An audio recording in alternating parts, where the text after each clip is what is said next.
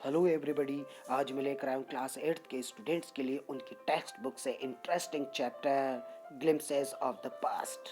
इस interesting chapter को पढ़ने से पहले आप इस चैनल को सब्सक्राइब कर लीजिए, बेल आइकॉन प्रेस कर लीजिए ताकि आगे के नोटिफिकेशंस आपको टाइमली प्राप्त हो सके।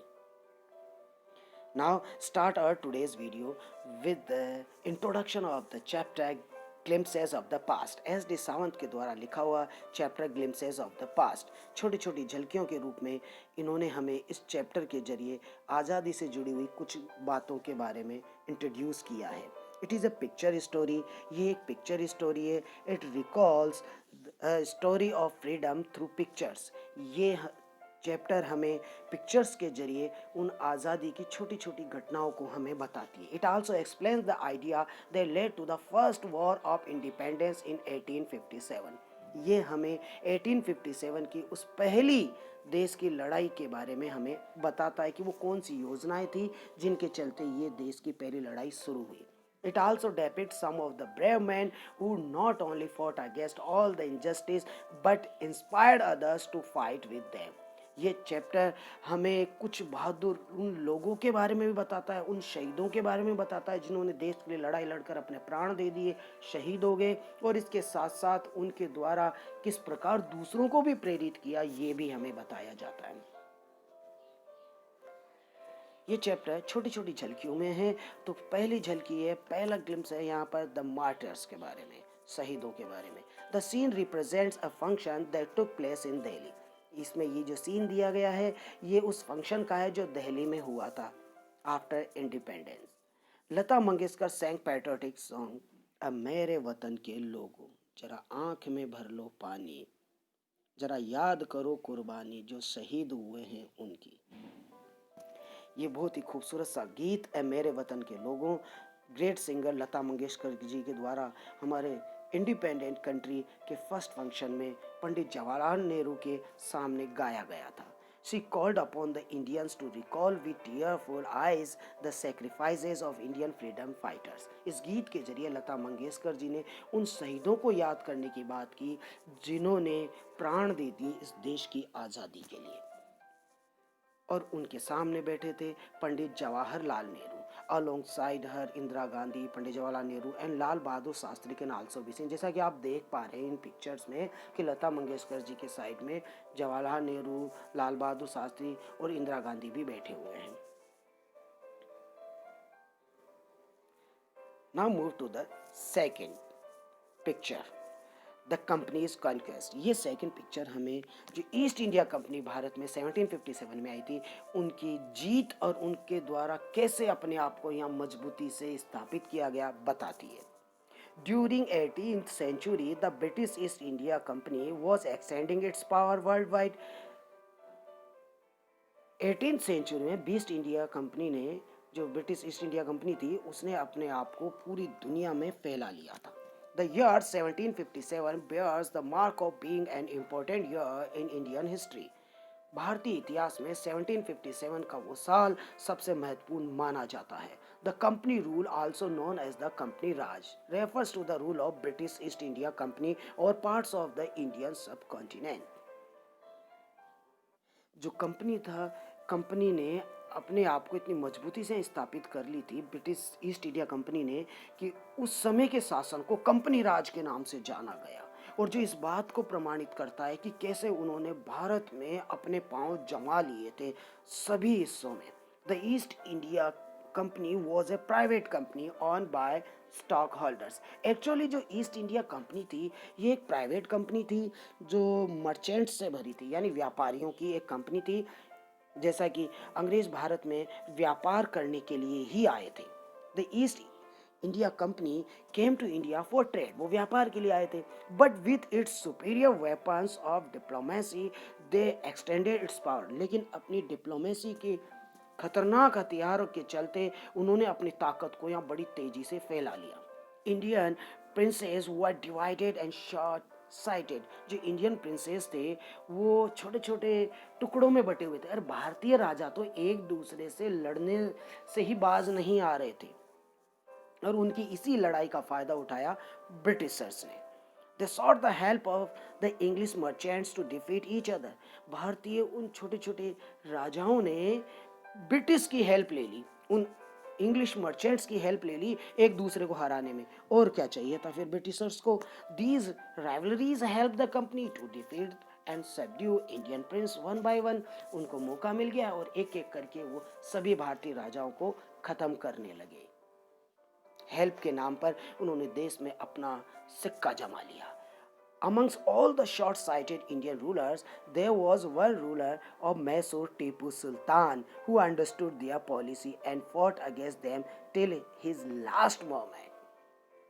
ये जब सब कुछ हो रहा था तो उन्हीं छोटे छोटे शासकों के बीच में मैसूर के एक ग्रेट रूलर सामने आए और वो थे टीपू सुल्तान, जिनको एक टाइगर की भी उपाधि दी गई थी कि बहुत ही टाइगर जैसी फुर्ती वाले थे। इनको अंग्रेजों की ये पॉलिसी समझ में आ गई और उन्होंने उनके खिलाफ लड़ाई छेड़ दी और तब तक लड़ते रहे जब तक उनमें सांस थी। जब तक वो जीवित थे उन्होंने उनके खिलाफ लड़ाई जारी रखी। The Indians, however, had varied opinions and reactions. उनके मरने के बाद भारतीय लोग अलग अलग वर्गों में बट गए और अपने अपने ओपिनियंस और रिएक्शंस के साथ सामने आने लगे। The first set of people were very happy with the Britishers and were also grateful because they thought peace could finally prevail. एक ग्रुप ऐसा बन गया जो धनी वर्ग का था, उन्होंने ब्रिटिशर्स की वो रूलरशिप स्वीकार करना शुरू कर दिया। वो मानने लगे कि ब्रिटिशर्स के चलते यहाँ शांति और अमन फैल रहा था। They thought it put on end to war and looting by thugs. उनको लगता था कि ब्रिटिशर्स के हाथों सत्ता जाने से यहाँ लूटपाट जैसी घटनाएं अब खत्म हो गई होगी। ऑन द अदर हैंड, वहीं दूसरी ओर people saw what was actually happening. एक उन लोगों का ग्रुप भी था जिन्होंने ये देखा कि वास्तव में क्या हो रहा था। They knew that even if some of the princes were cruel, वो ये जानते थे कि भले ही उनके खुद के राजा निर्दयी थे, they were at least of their land, लेकिन उनकी खुद की धरती के तो थे। They had realized that they were now slaves of the Englishmen. अब उनको एहसास हो गया था कि वो उन अंग्रेजों के गुलाम हो चुके थे।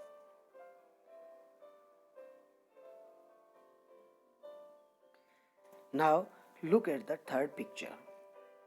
ब्रिटिश रूल, जो शो करती है ब्रिटिश रूल को। During the period of 1765 to 1836, some religious leaders supported the social evil, such as untouchability and child marriage. 1765 से लेकर 1836 के बीच कुछ जो रिलीजियस लीडर थे, कुछ जो धर्म गुरु थे, उन्होंने सोशल एविल्स को, सामाजिक बुराइयों को सपोर्ट करना शुरू कर दिया, जैसे कि अनटचेबिलिटी, चाइल्ड मैरिज, इस टाइप की चीज़ें। They forbade crossing the seas and going abroad. उन्होंने खुद ने भी इनकार कर दिया, दूसरों को भी प्रेरित करने लगे कि नहीं, सीमा पार करके किसी को नहीं जाना, ये हमारे देश के मर्यादा के खिलाफ है, हम सीमा के पार या समुद्र पार नहीं जाएंगे, व्यापार करने के लिए विदेशों में नहीं जाएंगे। A few said that women were to blame for all the misery. कुछ लोगों का तो मानना था कि जो कुछ वहाँ पर ये हालात हो रहे थे, खराब हालात से गुजर रही थी देश, उसकी जिम्मेदार भारतीय महिलाएं थी। The truth was that Indians had lost self respect. सच्चाई ये थी कि वो सुपरस्टिशियस हो चुके थे भारतीय लोग और अपना सेल्फ रेस्पेक्ट खो चुके थे। The Britishers aim was to make quick profits, और जो दूसरी ओर जो ब्रिटिशर्स थे उनका मकसद था तेजी से प्रॉफिट कमाना।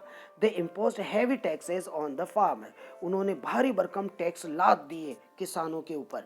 दे sent many farmers to jail for failing to pay their tax arrears, बचा हुआ टैक्स नहीं चुकाने पर उन्होंने किसानों को जेल में डालना शुरू कर दिया। दे destroyed Indian cottage industries also in order to sell goods manufactured in England. उन्होंने भारतीय कॉटेज इंडस्ट्री को डिस्ट्रॉय कर दिया क्योंकि उन्हें इंग्लैंड में बने माल को ही भारत में फैलाना था। दे exempted all goods imported from duties.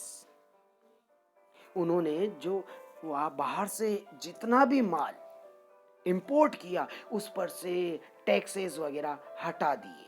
Thus they ruined Indian artisans and their business. इस प्रकार भारतीय जो मजदूर थे, जो भारतीय जो कलाकार थे, उनका काम धंधा खत्म करवा दिया, उनका बिजनेस चौपट करवा दिया अपने बिजनेस को फैलाने के चक्कर में।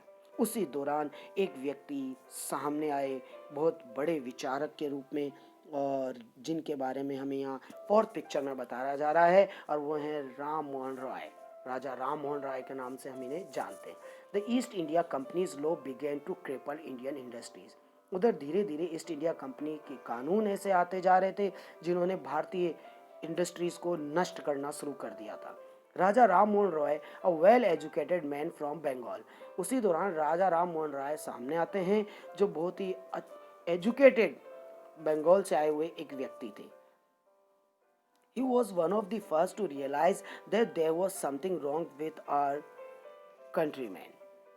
उन्होंने एहसास किया कि देशवासियों के साथ कुछ ना कुछ तो गलत हो रहा था। He came upon the people to feel proud of their ancient culture.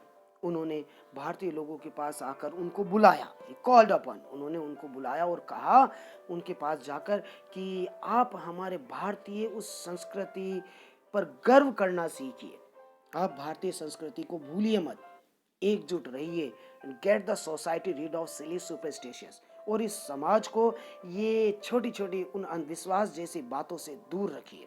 He pointed out that all religions press the same thing.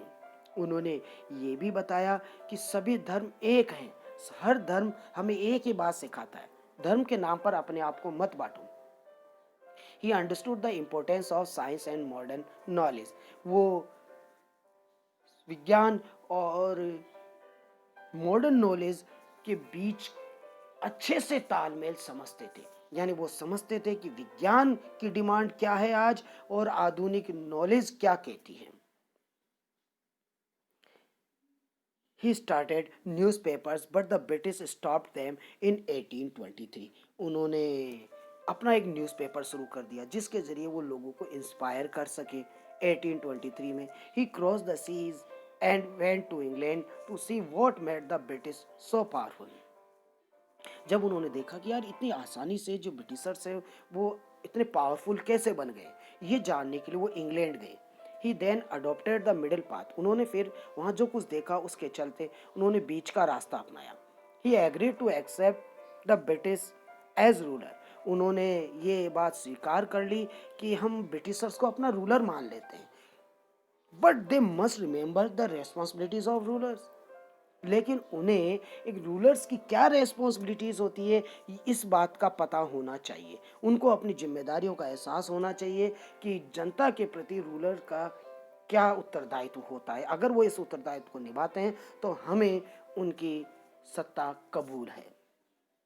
लेकिन अंग्रेज कहाँ मानने वाले थे, उन्होंने तो ऑपरेट करना जारी रखा, जो कि फिर पिक्चर हमें यहाँ दिखा रही है। ऑपरेशन जो दमन किया गया, लोगों को दबाया गया, कैसे अंग्रेजों ने भारतीयों को खत्म करना शुरू किया उनके कामकाज के जरिए।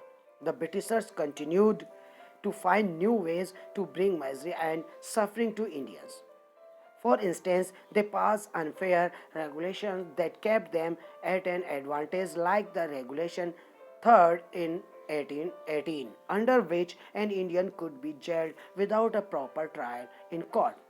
अंग्रेजों ने नए नए कानून लाना जारी रखा, उसी कानून की तरह जैसा रेगुलेशन 3rd आया था 1818 में, जिसके तहत ये माना गया था कि अगर किसी के भी खिलाफ ब्रिटिशर्स ने केस कर दिया तो बिना किसी सुनवाई के उस व्यक्ति को जेल डाल दिया जाएगा। इस टाइप के कानून सामने आने लगे। As they continued to suppress Indians, they created all sort of favorable circumstances to uplift their officers. The British officers drew huge amounts of salaries and could deepen their pockets by making a fortune out of their private business. जहाँ एक ओर भारतीय लोगों को Britishers दबाते जा रहे थे, वहीं दूसरी ओर वो अधिक से अधिक प्रॉफिट कमाने के लिए नई पॉलिसीज ला रहे थे, अपना जेब भरते जा रहे थे, सैलरी बहुत बड़ी मात्रा में ले रहे थे, ये जानते हुए कि ये सैलरी जो आ रही है वो इंडियन फंड से ही निकल के आ रही थी। The Britishers were exporting goods in huge quantities from Britain. Britishers जो थे वो ब्रिटेन से बहुत बड़ी मात्रा में माल जो था वो एक्सपोर्ट करवा लेते, यानी भारत में इंपोर्ट हो जाता, और वो भी बिना टैक्स के। By 1829 they were importing goods worth 7 crore rupees to India. 1829 तक ही वो 7 करोड़ रुपए का माल इंपोर्ट कर चुके थे। वो बहुत बड़ी रकम थी उस समय की। This means that the cotton weavers were forced to stop because of the cotton mills was set up by the Britishers। अब समस्या सबसे बड़ी झेलनी पड़ी यहाँ के वीवर्स को, यहाँ के बुनकरों को, क्योंकि ब्रिटिशर्स ने अपनी मील यहाँ पर लगा ली और यहाँ के लोगों के द्वारा किया जाने वाला काम ठप हो गया। They produce much cheaper cloth with the help of machines that led the traditional Indian handicrafts to extinction।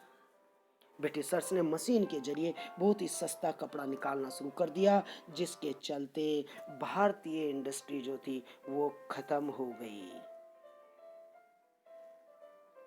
इससे लोगों में असंतुष्टि आने लगी, जो दिखा रही है हमें ये picture, dissatisfaction. Back then all the teachings were in the form of Persian and Sanskrit. पहले की बात करें तो ज़्यादातर जो भी टीचिंग थी संस्कृत या पर्शियन में थी। सो इन 1835 a British officer named Macaulay suggested that they must translate all of it in English so that the education is delivered in their language। इसीलिए 1835 में जब एक ब्रिटिश ऑफिसर था मैकॉले, उन्होंने देखा कि भाई भारतीय लोग अपनी खुद की लैंग्वेज चला रहे हैं, तो उन्होंने कहा कि भाई यहाँ पर इंग्लिश को बढ़ावा मिलना चाहिए, इंग्लिश को फैला दो, ऐसा कुछ करो कि इंग्लिश ही यहाँ पर मेन लैंग्वेज बन जाए। They did so to produce clerks to get their unimportant clerical task and administrative duties. उन्होंने ऐसा इसलिए किया क्योंकि वो चाहते थे क्लर्क यहाँ पर बड़ी मात्रा में खड़े करना, ताकि उनकी जो अनइम्पोर्टेंट, इतनी महत्वपूर्ण भी नहीं थी वो क्लरिकल टास्क जो भी थे, इतने इंपॉर्टेंट भी नहीं थे ये, और उनके एडमिनिस्ट्रेटिव ड्यूटीज़ थी, उन सबको पूरा करने के लिए उन्होंने क्लर्क खरीदना चाहा, यानी खरीदना ही हो गया उनके लिए। लेकिन उसके लिए उनको चाहिए थे ऐसे लोग जिनको इंग्लिश आती थी। They wanted to strengthen their financial prospects that could lead to a promising future. वो चाहते थे कि फाइनेंशियली वो इतने स्ट्रॉन्ग हो जाए कि आने वाला फ्यूचर उनका क्या हो जाए, सेफ हो जाए। The kings were now being treated as puppets. अब भारतीय राजा जो थे वो तो एक कठपुतलियों की तरह अब काम कर रहे थे, और भारतीय लोग इस बात को लेकर चिंतित हो गए थे, become more worried. They had lost their all jobs and land. भारतीय जो लैंडलॉर्ड्स थे वो भी अपनी जमीनें खो रहे थे, अपने जॉब्स खो रहे थे। Britishers were forcing some of them to change their religion. Britishers ने यहाँ के लोगों को धर्म तक बदलने के लिए विवश कर दिया था। Indians were tired of talking and wanted to do something. बार बार अपने समर्थन में बात करने के लिए आगे कदम उठाने से भारतीय लोग थक चुके थे। अब उन्होंने सोचा कुछ तो किया जाए। By 1856 the Britishers had acquired whole of India। 1856 तक लगभग उन्होंने भारत का हर हिस्सा अपने कब्जे में कर लिया था। जैसा कि यहाँ हम इस मैप में देख पा रहे, पिंक कलर इस बात को प्रमाणित करता है कि कितने फैल चुके थे Britishers. In the seventh picture we see the sparks। The ever increasing taxes levied on the peasants continued to pressurize them and worsen their financial situation। जिन स्पार्क्स की बात कर रहे हैं आप देखिए कैसे ये स्पार्क सामने आते हैं। द एवर इंक्रीजिंग, यानी अब तक जो टैक्सेस वगैरह जो लगाए हुए थे उनको बढ़ाया जाने लगा। टैक्सेस की मार आम किसानों पर इतनी ज़्यादा पड़ने लगी कि वह उस परिस्थिति को झेल ही नहीं पाए। The Santals in Bengal became disheartened and hopeless after they lost their land to the Britishers under the new land rules। जो लैंडलॉर्ड्स थे वो दुखी हो चुके थे क्योंकि नए कानून के चलते उनकी ज़मीनें छिन रही थी। In 1855 they launched a rebellion and massacred Europeans and all those who supported them। The people working under the East India Company were highly dissatisfied too। अब लोग 1855 से ही क्रांति के लिए एकजुट होना शुरू हो जाते हैं, क्योंकि सभी लोग अब ईस्ट इंडिया कंपनी से असंतुष्ट हो गए थे। The fact that they gave Englishmen good pay, pensions and other help while they gave Indians only inadequate pay and slow promotions। सबसे बड़ी वजह थी कि जो अंग्रेज थे वो अपने जैसे लोगों को यानी इंग्लिश को तो बड़ी इजीली प्रमोशन भी देते थे, अच्छा पैसा भी देते थे, जबकि भारतीयों के साथ बुरा व्यवहार किया जाता था, उनके प्रमोशन नहीं किया जाता था, उनकी सैलरी बहुत कम होती थी। Further, agitated Indians, they felt bad that the Britishers urged them to move out of their land to cross the sea and work for them, which was even against their religion. तब लोगों ने एहसास किया कि britisher जो थे अब ये चाह रहे थे कि यहाँ से लोग बाहर जाए, उनके गुलाम बनकर, उनके नौकर बनकर और बाहर जाकर काम करें। और जो अब उन्होंने मान रखा था कि उनके धर्म के खिलाफ था, उनको सिर्फ भारत में रहकर ही कुछ करना था। They were motivated to drive the Britishers out. उनको तो धर्म गुरु के द्वारा प्रेरित किया जा रहा था कि ब्रिटिशर्स को यहाँ से निकालना है। An Indian soldier serving under British और यूरोपियन ऑर्डर्स, एक इंडियन सोल्जर था जो ब्रिटिशर्स के लिए काम करता था, यूरोपियन ऑर्डर्स को फॉलो करता था, जिनका नाम था Mangal Pandey. even attacked the agent of his regiment but was later executed।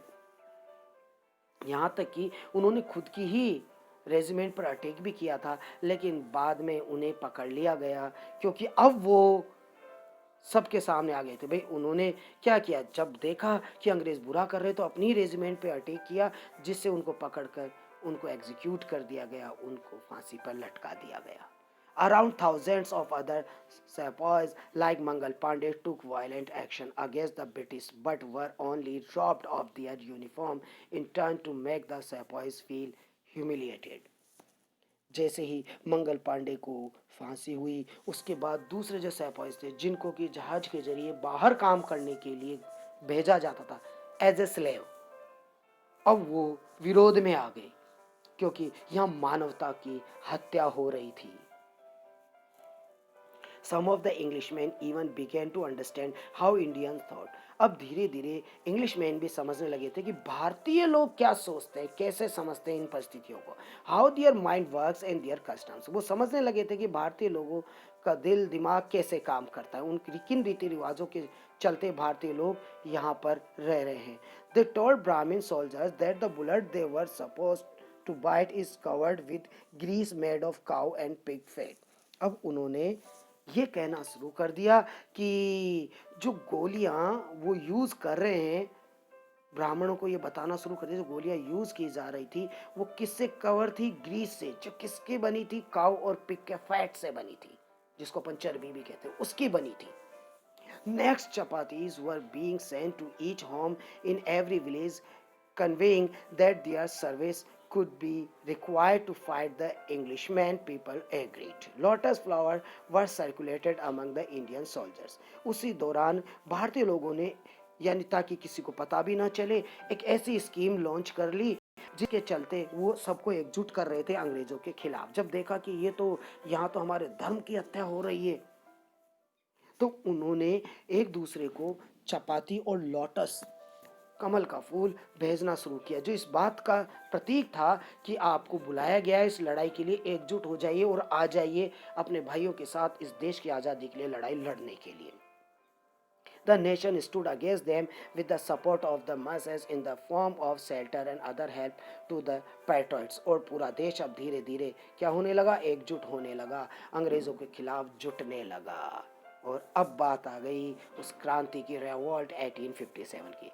The urge to free the nation of the Britishers continued to grow। अब लोगों की मांग, देशवासियों की मांग कि देश को ब्रिटिशर से अब हमें क्या कराना होगा, आज़ाद, ये अब उठने लगी। The city of Meerut also experienced a violent outbreak. तभी मेरठ में भी एक खतरनाक वहाँ लड़ाई छिड़ गई, वायलेंट हुआ वहाँ, जो इस बात का प्रमाणित करता है कि भारतीय लोग भी अब अंग्रेजों से लोहा लेने के लिए तैयार थे। The sepoys march and move to Delhi. जो सेपॉइज थे वो अब दिल्ली की ओर मूव कर गए, जहां उनसे उनको जाकर बात करनी थी वहां के एम्परर बहादुर शाह, हालांकि वो एज अ पपेट ही थे।